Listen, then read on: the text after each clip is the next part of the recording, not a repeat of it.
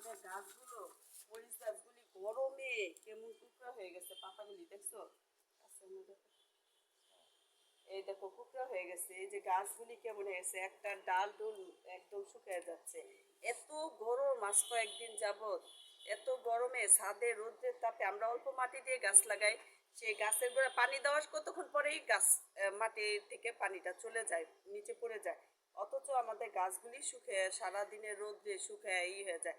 আমাদের অনেক অনেক সময় আমরা এটা করতে পারি, যে নারিকেলের যে ছোবাটা আছে না, ওইটা ছোট ছোট করে যদি আমরা গাছের গোড়ার থেকে একটু দূরে দিয়ে রাখি, ওইটাতে পানি অনেকক্ষণ ধরে রাখবে। কিংবা খের, ওই যে ইসে ধানের যে খেরটা হয়, সেই খেরটা যদি আমরা দিয়ে রাখি, অনেকক্ষণ গাছ ভিজা থাকবে, গাছগুলো ভালো থাকবে।